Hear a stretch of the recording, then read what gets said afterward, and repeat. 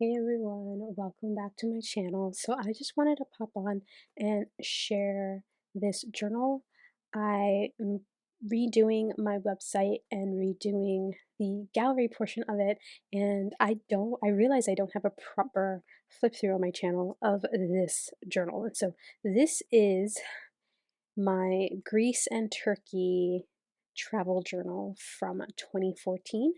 And I do have like a really, really old video, like it's like a 2-minute video of like a quick flip through, but it doesn't show the entire journal, and this journal is kind of chunky. And so I just wanted to come on and do a flip through of it so I can have it on my channel and so that I can link it on my site. And so this is a fabric covered journal, and this one has a little flap. I think this was the first fabric journal I've ever made, and it has this kind of weird band that it's braided, and then I ran it through the sewing machine, and it has this little, I think there's like a coral bead here at the end. And yeah, so I used the fabrics that I used were colors that inspired me of Greece. I had never been to Greece before, and so all this looked very Greek, right? And just the blue, I don't know.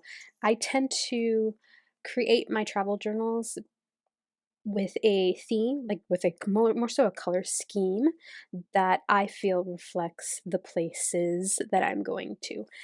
And so this happened to be my Greece and Turkey. And I went to Greece and Turkey on what I ended up calling my Greek myth trip.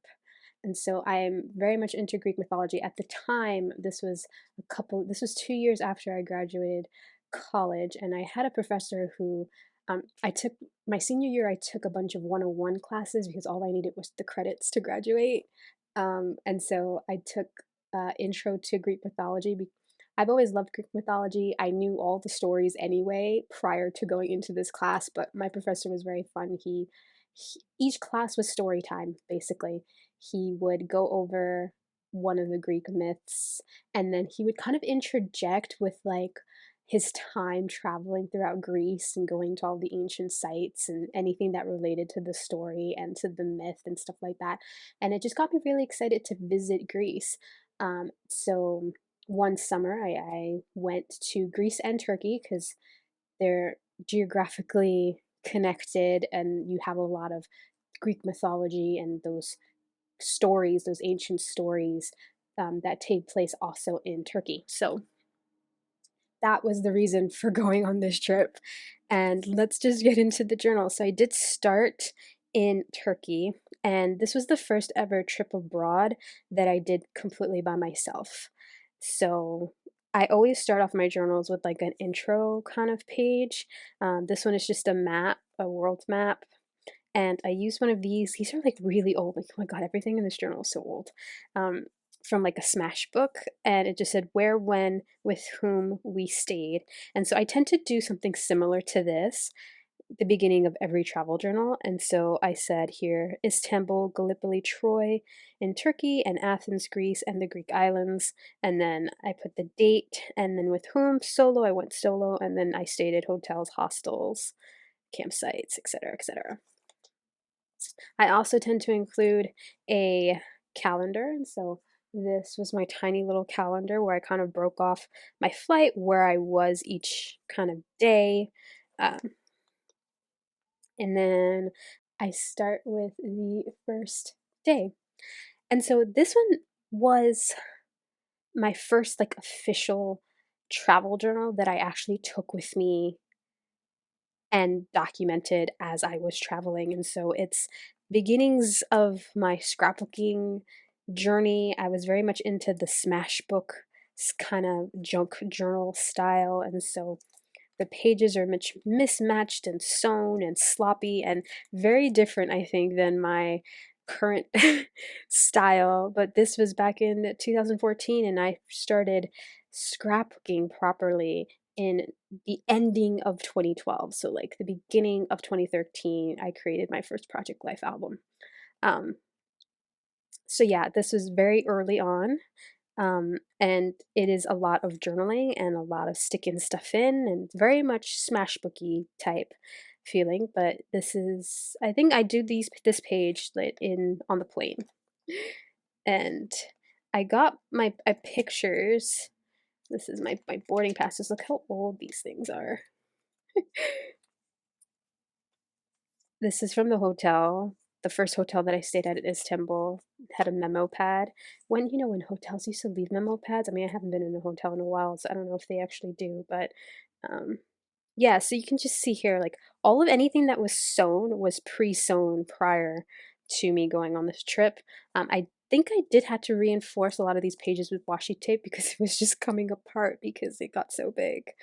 Um, but yeah, like this is a envelope, I think. And I realized I journaled with a lot of different colored pens.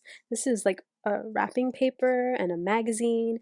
Um, and then, a lot of the extra stuff like the maps and my tour sticker for I don't even know. I did two sets of tours. So when I was in Istanbul, I joined a couple of tours, and I think one of them was like a city tour. And so the Grand Bazaar was the first place that I went to when I got there by myself. And then the next day, I did a tour, and we did this whole area here. And so I kind of cut out that bit of the map and put my tour sticker. And the next few pages are documenting this walking tour that we did of, I guess, the central area of Istanbul, so where all the mosques are, and all these little pamphlets. I collect literally everything on my trips, and they end up going into the journal itself. This was a bookmark that I bought there, and so I just kind of stapled it onto the back of this pamphlet here. It's so pretty. I love the textiles. I bought a couple to like give away to people too, but this is the one that I kept for myself.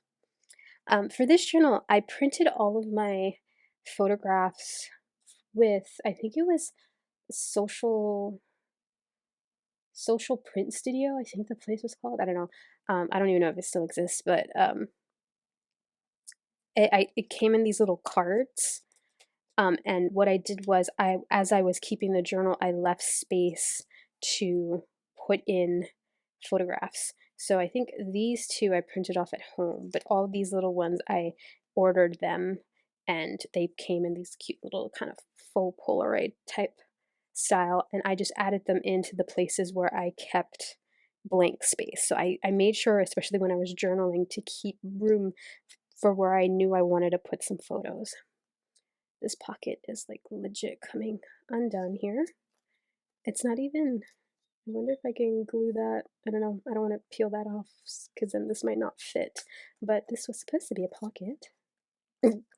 And I have some postcards. I always pick up postcards from where I go because these are excellent ephemera pieces for travel journals in general, or journals in general, but specifically travel journals. I love having ticket stubs and postcards. Postcards you can get for like $1 or €1 or however these were.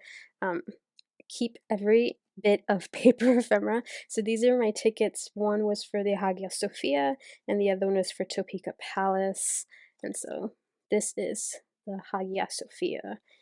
It's amazing. It is well, it used to be a mosque.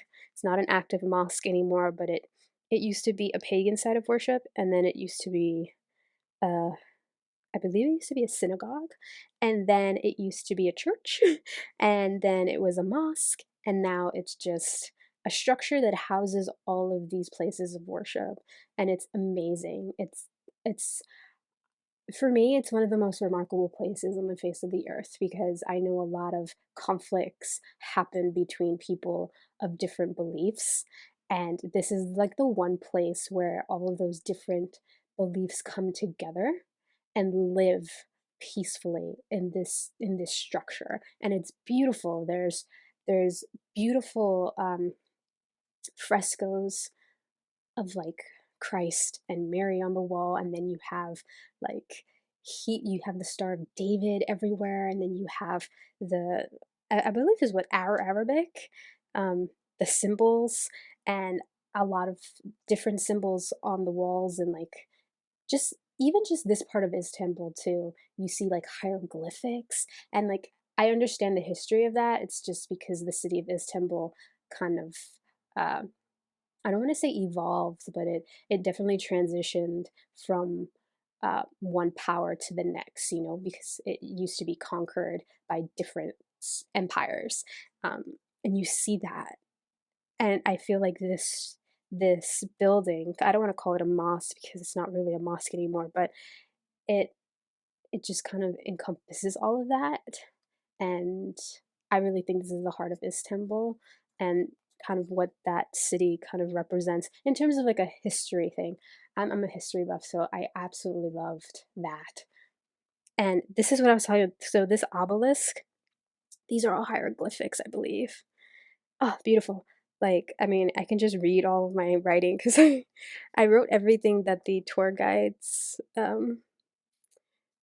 they presented. So, yeah. Anyway, you can see that my journal is literally like falling apart. This one wasn't very well constructed, I will say that. It's my first travel. It's my first fabric journal that I ever made, and my first, travel journal. I'm pretty proud of how well it's held up. This literally came with me to Turkey and to Greece. It almost got swept away at the beach, all the things. And so, yeah, some more pictures here. This is a beautiful cat that lives in the Hagia Sophia. Another postcard. I love me some postcards. Some pictures of me by myself. And I used to just write over all like the pattern papers and all the things in these. That is Asia. I loved Istanbul because the other side, you can take like a cruise to go to the other side. So this is the Europe side, and then that's the Asia side. I believe this was when I took a little day trip to Gallipoli, which was a completely different type of history kind of excursion. Um, I signed up for it because I'm like, might as well, I'm here, so let's just go on this tour. And it was the place, I believe there was a war. I don't actually remember, but I know everyone in my tour group, besides one, besides one girl, were Australian. And I guess this is like a pilgrimage that they do is very heavily into their history. There was a battle fought at Gallipoli, and a lot of Australians and New Zealanders, young men, lost their lives here. And so it's like a memorial site for them. Anzac, I believe that was at the place. I do believe they have like a day called Anzac Day, and I think it lands on April 25th, because this was the anniversary of that battle in the First World War. So, yeah, I love history, and so I was like, yeah, sure, I want to go on that little trip. Um, and so this is a lot of journaling. Like, I haven't actually read this, but like, this is amazing that I kind of wrote out like the history lesson here for everything. And then I think um, my Gallipoli trip, so I spent a few days in Istanbul. Um, I think when I first got there, I was by myself, and then the next, I think 2 other days, I did like a tour group thing. Um, and then they picked me up from Istanbul to do this, to do Gallipoli. And then from Gallipoli, they dropped me off in Kanakali. It's a seaport town in Turkey. And oh my goodness, this reminded me of like Venice. It just had that feel of Venice. And so I spent, I think, another 2 days in Kanakali. And so from my Gallipoli group, it was just me and the other girl. I believe her name was Wendy. I think her name was Wendy. I know I kind of, yes, her name was Wendy. She was Scottish.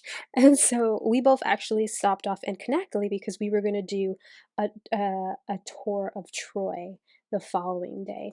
And so we had a day in Kanakali, and they put you up in the hotel that your tour book package uh, includes. And I loved Kanakali. Again, it reminded me of Venice. It was wonderful. So I had that one day just walking around by myself. to see that. And then the next day, the tour guide picked me and Wendy up, and he walked us around Kanakali a little bit. And then he was going to connect us with our guide for the actual Troy. And so in Kanakali, there is a wooden Trojan horse like there, but then there's another one when you go to the site of Troy. So there's two different ones. Um, and I actually didn't take that many pictures of Troy. Amazing. Again, the history, the Trojan War. That's why I went there. So this is going back to the Greek part of of my trip, because Istanbul was a little I guess a segue from the whole Greek mythology and Greek, history and stuff. But I learned a lot of history about just Istanbul and Gallipoli, and Troy was amazing. Troy was the real reason why I went to Turkey. I wish I had done the extended version that went all the way down to Ephesus before I went to Greece, but I'm gonna have to, go back and do that. So I didn't spend that much time. I think I spent like 7 days maybe in Turkey before I went off to Athens. And so this was the end of Turkey. This was the Colosseum in Troy, the theater. I love Troy. Troy is really cool, because my tour guide, oh my God, I wish I could like write down everything that she, you know, said to us. But I remember one of the details that I remember really, really well was when we were in the Colosseum part, there's theater part, and she was just pointing at like the wall structure and pointing out the different layers of this different sediments that created, because Troy was the site of so many different battles um, throughout history, and the city was taken over multiple times, and you can see that in the sediments, in how they've rebuilt each structure.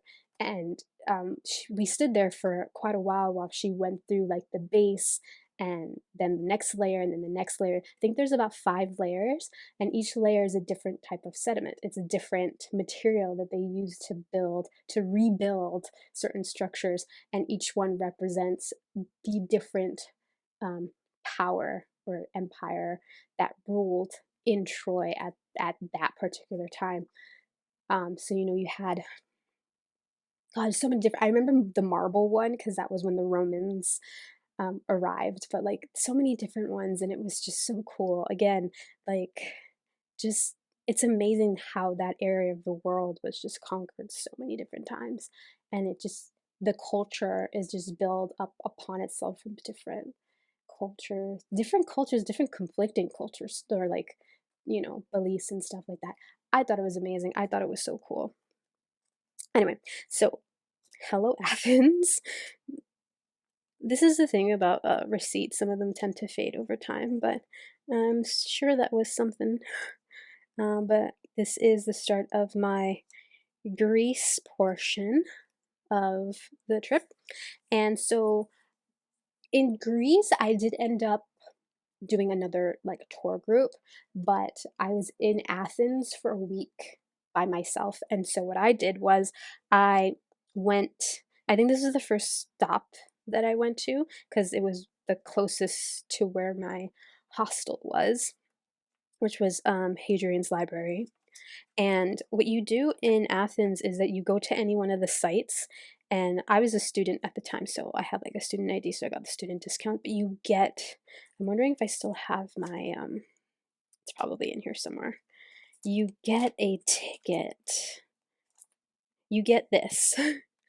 You get like a ticket, and it has like 7 of these little ticket stubby things.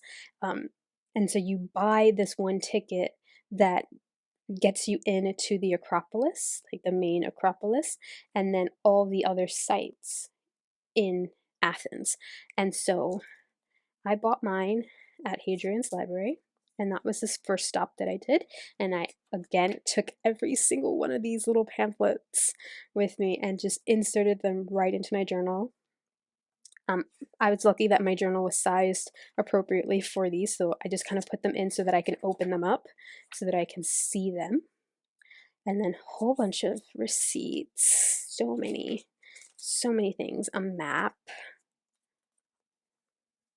and then some photographs. I think this pulls out, yeah, I didn't do a very good job, but this was a map, so like my hostel was here, and I believe that was the first site, the second site. These are the sites that I ended up going to. Anything that I marked off here. The agora. And then, of course, all my beautiful, beautiful photographs here. Lots of journaling. Always do the journaling. I feel like this was the cemetery. Yeah, this was like a really long trek. I don't know if I walked here or if I took the train. I forget, but it was like um it was so far removed from all the other centrally located sites that there wasn't that many people here. It was like so empty. And then the museum is connected to um, the cemetery. Beautiful, beautiful museum. Had to get strangers, strangers to take my picture for me. And then this is the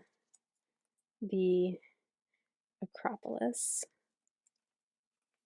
This is the ancient agora, which was super, super cool. I believe this is Hephaestus's palace.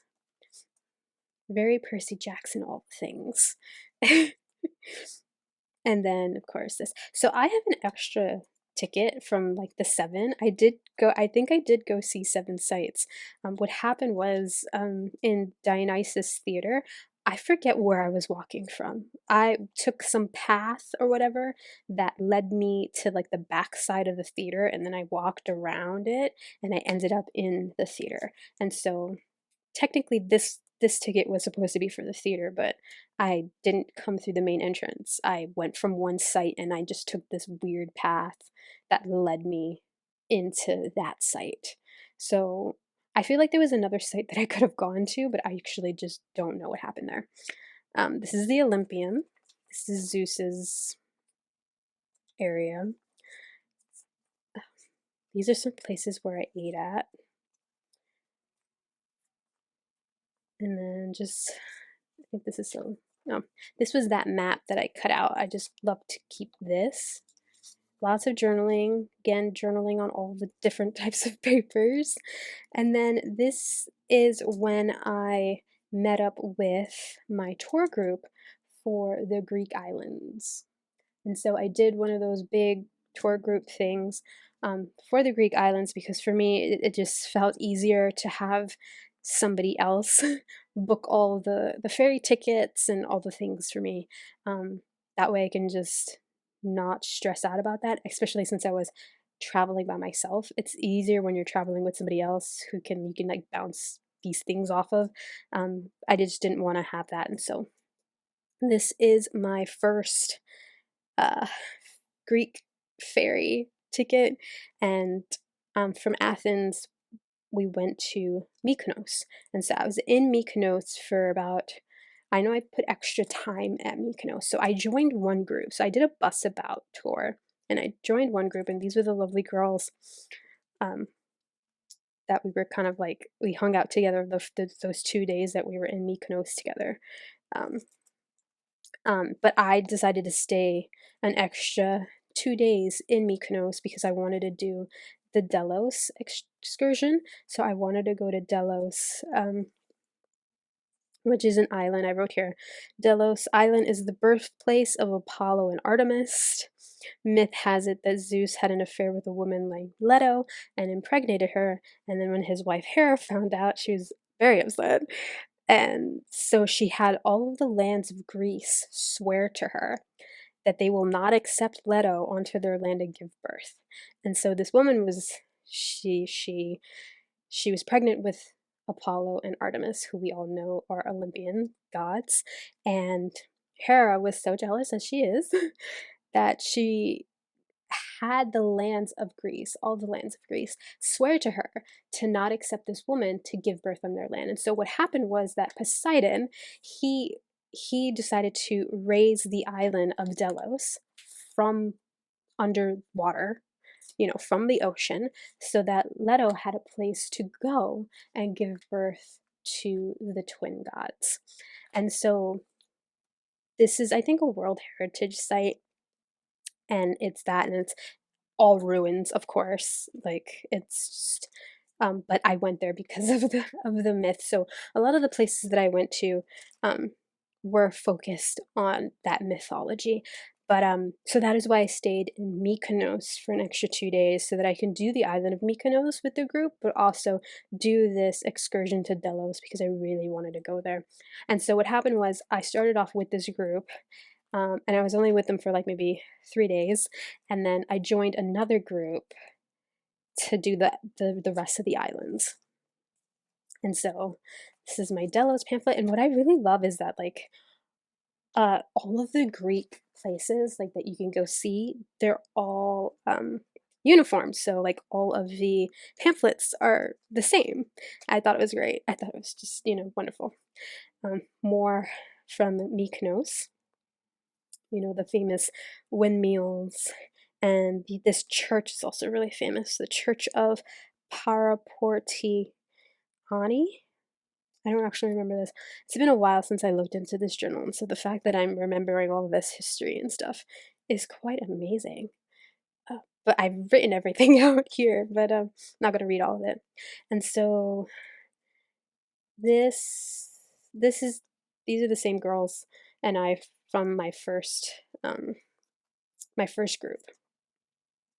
This is the bigger pamphlet from Delos, which I've conveniently put in here, the map of everything. It's huge. It's really big, but it kind of folds up. I put it in a way that it folds up. I tipped it in. That's what I did, so that it folds open, so I can actually see it in my journal. Okay. And so I believe I joined my new group here, and our next stop was. What was our next stop? Our next stop was this place with the pelican. I just forget where. Or are we still in Mykonos at this? Probably still in Mykonos. I remember the pelican being a thing on an island. This doesn't say which island. Was it Mykonos that this? I don't know. I know there's a famous pelican, and I didn't see it, but I bought the postcard of it to put in this little pocket. But this might have been the first day that I met my new group, and we're still in Mykonos at this point. This gelato, the homemade gelato place in Mykonos. Oh my god, delicious. Yes, so yes, that is that. The next stop is Paros, the island of Paros here. I should know. I always tab when each of the different cities begin, and I always put the transitional transportation ticket. Paros was a very chill. I remember it being very chill kind of island that not many people visited, which was nice because I believe our next stop after Paros was Santorini, and like everybody goes to Santorini. And I think this is the transition to Santorini. Found another gelato shop in Paros. I became known in the second group as the girl who knew all of the great gelato places, like on every island, because I would Google um, gelato every island that we went to. There was a really good one in Santorini too that I found, and I'm like, oh, I'm going to get gelato, and a lot of the group were like, oh yeah, let's go get gelato, and so we all got gelato before we hopped on the bus back to where we were staying. So Santorini, because that's what everyone was nicknaming it. Um,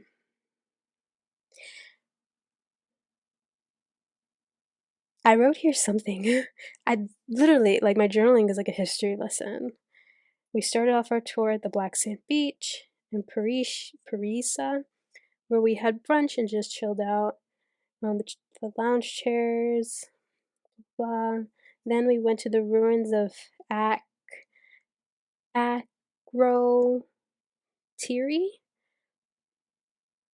which was on my to-do list. It says these ruins were said to be from an ancient Minoan civilization that abandoned the city before the great volcanic eruption that changed the shape of Santorini. Though in mythology, these ruins are theorized to be the lost city of Atlantis. The myth goes that the civilizations of Atlantis was way advanced for its time, and because the gods didn't like humans to become too powerful, Zeus and Poseidon destroyed the city, wiping the entire population away. These ruins are very small in scale. Where this is small in the scale in which they're being excavated due to it being government owned and run. So a little history lesson there. And then from there we went to the famous red sand beach. And then, yeah. And I guess this is a little pamphlet of that place. I'm relearning all the history of my ticket. And then, of course, a beautiful postcard of Santorini. Santorini is gorgeous. It is a very gorgeous place. I read about the gelato place on Santorini. Another postcard. This is my group. So this is the second group of us on Santorini. And then we went off to Eos. Yes, Eos was the last island that we went to. Definitely a party island. Definitely not my sort of vibe, but my group. I was on this tour with a bunch of Australians, and oh my goodness, I will say out of all of my travels, you meet a lot of Australians. Like anywhere you go, you meet a lot of them when you stay like hostels and stuff. And I will say, oh my goodness, Australians, I absolutely love their personalities.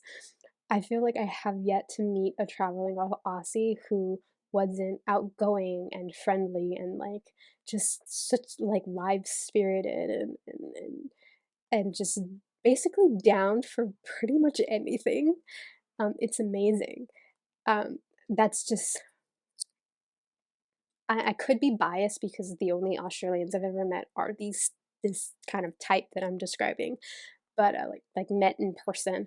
But they just have such a bright disposition and it's amazing. I love it. It's so infectious and like I'm very much an introvert and I'm very quiet and I don't like partying and I don't like going to clubs or things like that. I've done it, but it's not like what I'm into. Obviously, this trip was entirely a history trip for me.